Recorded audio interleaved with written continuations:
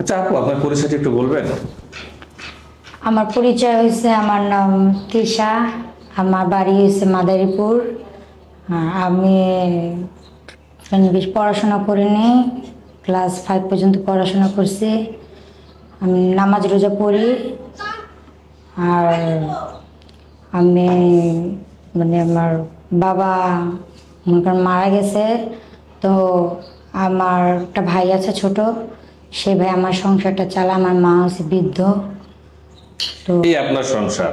জি, আমার মিডিয়াতে আসা হলো যে আমার বাবা মারা গেছে ছোটবেলায়, আমার মা বৃদ্ধ।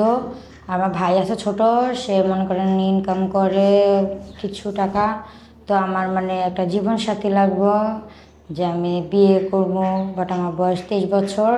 এখন আমার বয়স চলে যাচ্ছে, তো আমি একটা ভালো জীবন সাথী পাইলে বিয়ে করব। সেই মানুষটির বয়স কেমন হতে হবে? সে মানুষটির বয়স যেমনই হোক, কিন্তু আমি ভালো মনে মানুষ চাই। অবশ্যই ভালো মনের মানুষ আপনি চাইতেই পারেন, কিন্তু বিষয়টা হলো যদি তার বয়স 50-55 হয়। এরকম হলেই হবে। রাজি? জি। 23 বছর একটা সুন্দরী মেয়ে, আপনি ভেবে চিন্তে বলছেন তো? জি ভাইয়া, আমাদের গরিবের আর কি, মনে করেন যে আমাদের এখন চলার মতোই অবস্থা, অনেক খারাপ।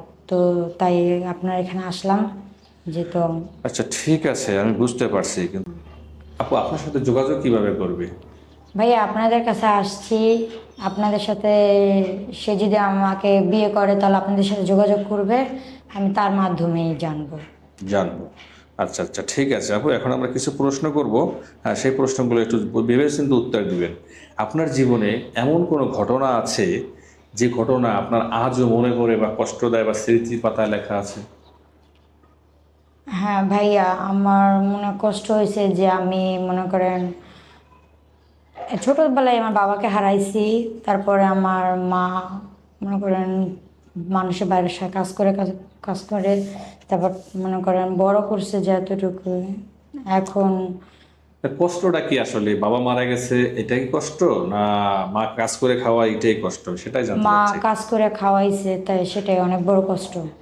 মেয়েদের জীবনে সবচাইতে বেশি ভুল মেয়েরা কখন করে? যেটা আপনি একজন মেয়ে, আপনি বলতে পারবেন। তখন ভুল করে যে একটা মানে ভুল একটা মানুষ যদি তার জীবনে আসে, তাহলে সেটাতে ভুল হয়। তারপর সেটাই সবচেয়ে বড় ভুল। বড় ভুল হয়, হ্যাঁ। বাবা মার সাথে এমন কোনো স্মৃতি আছে যা আপনার মনে দাগ কেটে আছে? যেমন আপনার বাবা নেই, বাবার সাথে ঘুরতে গেছেন, বাবা খাবার নিয়ে আসছিল, বাবা বাবা কোনো সময় শাসন করে মারছিল, এরকম কোনো স্মৃতি আছে?